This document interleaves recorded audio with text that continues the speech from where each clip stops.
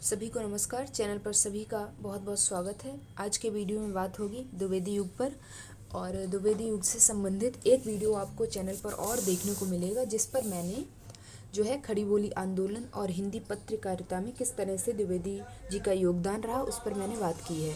तो द्विवेदी युग से संबंधित दो वीडियो आपको चैनल पर देखने को मिलेंगे, एक ये और एक जो मैंने अभी दूसरा बताया। तो बात कर लेते हैं बिना समय ज़ाया किए। तो भारतेंदु युग पर हमने बात कर ली है। आई थिंक आप वो वीडियो देखकर आए होंगे।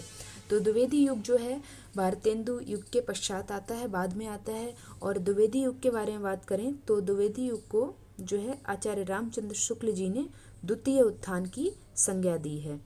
और द्वितीय उत्थान उन्होंने अपनी पुस्तक हिंदी साहित्य का इतिहास में कहा है। अब बात कर लेते हैं द्विवेदी युग जो है महावीर प्रसाद द्विवेदी के नाम पर इसका नाम जो है द्विवेदी युग रखा गया, क्योंकि कंफ्यूज होने की कोई भी ज़रूरत नहीं है। महावीर प्रसाद द्विवेदी जी के नाम पर इसका नाम जो है द्विवेदी युग रखा गया। डॉक्टर नगेंद्र ने इसको जागरण सुधार काल की संज्ञा दी है। ये चीज़ यहाँ पर लिखी हुई है और इसका समय काल भी लिखा है 1900 से 1918 तक, क्योंकि 1918 में जयशंकर प्रसाद की झरना कृति का प्रकाशन हुआ था, जिसके चलते छायावाद का प्रारंभ 1918 से हो गया था। तो जो द्विवेदी युग है वो 1900 से लेकर 1918 तक है। और मैं बता दूं 1918 तक एक और बात आपको याद रखनी चाहिए, वो ये है कि द्विवेदी जी जो थे सरस्वती पत्रिका का संपादन कर रहे थे। सरस्वती पत्रिका का, जो कि मुख्य पत्रिका थी, या फिर कह लीजिए जिस पत्रिका के माध्यम से कहीं ना कहीं हिंदी साहित्य को बढ़ावा बहुत अधिक मिला था, तो या फिर कह लीजिए कि खड़ी बोली को बढ़ावा मिला था। तो सरस्वती पत्रिका का संपादन इन्होंने कब से कब तक किया, ये चीज़ भी आपको नोट डाउन कर लेनी चाहिए, बहुत महत्वपूर्ण है। 1903 से लेकर सन 1918 तक महावीर प्रसाद द्विवेदी ने सरस्वती पत्रिका का संपादन कार्य किया था। अब आगे बात कर लेते हैं। तो लिखा है आधुनिक कविता का दूसरा पड़ाव ये है, और नई धारा द्वितीय उत्थान शुक्ल जी ने इसको नाम दिया है। इसका समय काल भी शुक्ल जी द्वारा जो दिया गया, आप चाहें तो इसको नोट डाउन कर सकते हैं। आगे बढ़ते हैं। लिखा है कि यह आधुनिक कविता के उत्थान व विकास का काल है। आधुनिक कविता के उत्थान व विकास का काल है। सन 1903 में द्विवेदी जी सरस्वती पत्रिका के संपादक बने। ये चीज़ मैंने आपको ऑलरेडी बता दी है, जिसमें इन्होंने हे कविते शीर्षक कविता को प्रकाशित किया था, जिसमें कहीं ना कहीं इन्होंने काव्य में ब्रजभाषा के प्रयोग पर जो है शोक प्रकट किया था। ये बात आपको जो है, जब आप खड़ी बोली आंदोलन वाला वीडियो देखेंगे इसका सेकेंड पार्ट, तो उसमें आपको विस्तार से मैंने चीज़ों को समझाया है, तो जाकर आप वो वीडियो ज़रूर देखें। आगे बढ़ते हैं। कवियों को नायिका भेद जैसे विषय से हटाकर अन्य विषयों पर कविता लिखने को प्रेरित किसने किया था? हमारे महावीर प्रसाद द्विवेदी जी ने। तो ब्रजभाषा के स्थान पर काव्य भाषा के रूप में खड़ी बोली का प्रयोग करने का सुझाव इन्होंने दिया, ताकि गद्य और पद्य की भाषा जो है एक हो जाए, गद्य और पद्य की भाषा में एक रूपकता आ जाए। आगे बात करते हैं आगे बात करते हैं महावीर प्रसाद द्विवेदी के संदर्भ में शुक्ल जी ने क्या कहा है। शुक्ल जी ने लिखा है कि खड़ी बोली, शुक्ल जी कहते हैं, शुक्ल जी ने लिखा है खड़ी बोली के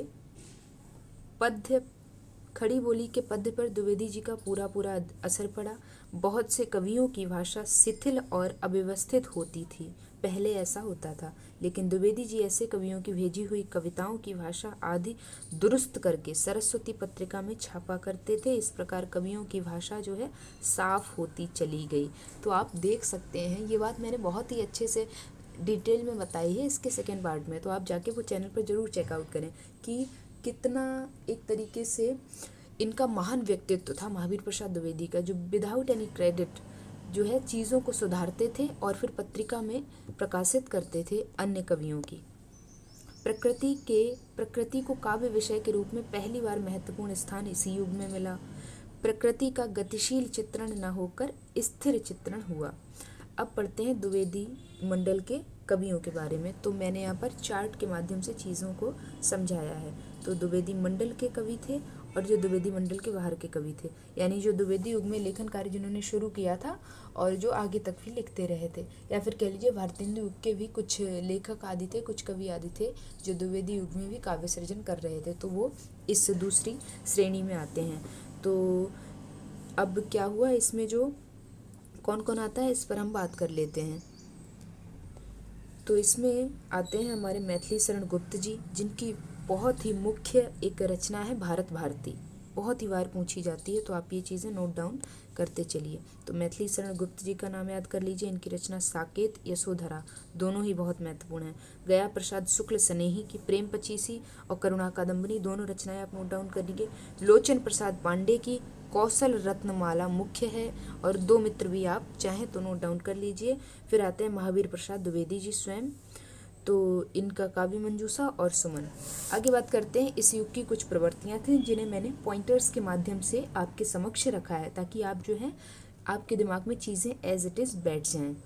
तो जागरण सुधार काल जो है इसको कहा गया था, जिसके पीछे कारण क्या था, राष्ट्रीय चेतना की बात यहाँ पर हो रही थी। सामाजिक सुधार जो है रचनाओं में कहीं ना कहीं दिखाई दे रहा था, सामाजिक चेतना दिखाई दे रही थी और मानवतावाद भी दिखाई दे रहा था। दूसरा आता है स्वदेश्यता और आदर्श परकता व नीतिमल, यानी कहीं ना कहीं नीति युक्त बातें जो है किस में दिखाई दे रही थी, साहित्य में दिखाई दे रही थी। तीसरा आता है राष्ट्रीयता की भावना, देश प्रेम और अतीत गौरव। चौथा आता है समस्या पूर्ति। पांचवा आता है नैतिकता और आदर्शवाद। छठा आता है प्रवृत्ति के रूप में विषय विस्तार, इतिवृत्तात्मक यानी कि मैटर ऑफ फैक्ट। और सातवां आता है प्रकृति चित्रण, और आठवां आता है काव्य रूपों की विविधता, और नवा आता है गद्य और पद्य दोनों की भाषा के रूप में जो है दोनों की भाषा में एक रूपकता लाने का प्रयास। तो ये इसकी कुछ एक प्रवृत्तियां हैं जो कि मैंने पॉइंट्स के माध्यम से लिखी है, तो आप इन्हें नोट डाउन कर लीजिए। आगे बढ़ते हैं कि रामविलास शर्मा जी ने इनके संदर्भ में या फिर इस युग के संदर्भ में क्या कहा है। ये आप चाहें तो ऊपर एक हेडिंग डाल सकते हैं कि विभिन्न विद्वानों के द्विवेदी युग के संदर्भ में क्या मत थे, इस बारे में अब हम यहाँ पर देख लेते हैं। तो सबसे पहले आते हैं हमारे डॉक्टर रामविलास शर्मा जी। इन्होंने क्या कहा है, इन्होंने कहा है कि द्विवेदी जी सीमित अर्थों में साहित्यकार नहीं हैं। उनका उद्देश्य जो है हिंदी प्रदेश में नवीन यानी नया सामाजिक चेतना का प्रसार करना। और उसके बाद आते हैं डॉक्टर नगेंद्र ने क्या कहा है। तो डॉक्टर नगेंद्र ने द्विवेदी युग के संदर्भ में लिखा है कि भारतेंदु युग में हास्य व्यंग्यात्मक कविताओं की प्रचुर मात्रा में रचना हुई, अर्थात द्विवेदी युगीन साहित्य हास्य व्यंग्यात्मकता से परे सुयोजित एवं मर्यादापूर्ण रहा। प्रेमचंद जी क्या कहते हैं, मुंशी प्रेमचंद जी इसके संदर्भ में वो कहते हैं कि आज हम जो कुछ भी हैं उन्हीं के बनाए हुए हैं। किनके बनाए हुए? महावीर प्रसाद द्विवेदी के बनाए हुए। तो आप ये जो हैं कंफ्यूज होने की आपको ज़रूरत नहीं है। उन्होंने हमारे लिए पथ भी बनाया, यानी रास्ता भी हमारे लिए बनाया, और हमें रास्ता दिखाया भी, यानी पथ भी बनाया और पथ प्रदर्शन का या फिर यूँ कह लीजिए मार्गदर्शन भी किसने किया? महावीर प्रसाद द्विवेदी जी ने ही ये कार्य भी किया। फिर सूर्यकांत त्रिपाठी निराला जी क्या कहते हैं, वो कहते हैं वह आधुनिक हिंदी के निर्माता हैं, विधाता हैं, सर्वस्व हैं, वह सचमुच आचार्य हैं। कौन? महावीर प्रसाद द्विवेदी जी की बात यहाँ पर हो रही है। तो आई थिंक मैंने बहुत ही शॉर्ट में आपको चीज़ों को समझाने का प्रयास किया है। आप चाहें तो इसका स्क्रीनशॉट ले सकते हैं और बाद में भी इसे नोट डाउन कर सकते हैं, तो आपको चीज़ों को लेकर क्लैरिटी आई थिंक आ जानी चाहिए। वीडियो का सेकंड पार्ट जो है वो चैनल पर अपलोड कर दिया गया है, आप जाकर ज़रूर विजिट कीजिए। उसमें खड़ी बोली आंदोलन और हिंदी पत्रकारिता पर जो है विस्तार से बात की गई है। फोर्ट विलियम कॉलेज या फिर ईसाई मिशनरी या फिर मुंशी सदा सुखलाल, इंसा अल्लाह खान, इनका किस तरह से योगदान था खड़ी बोली को आगे बढ़ाने में, तो वो बात मैंने इस वीडियो के अगले पार्ट में की, आप जाकर ज़रूर देखें। तो वीडियो को लाइक करें, अगर वीडियो अच्छा लगा हो तो चैनल को सब्सक्राइब ज़रूर करें, अपने दोस्तों के साथ में वीडियोस को शेयर करें। तो वीडियो को यहीं पे एंड करते हैं। वीडियो देखने के लिए आप सभी का बहुत बहुत शुक्रिया।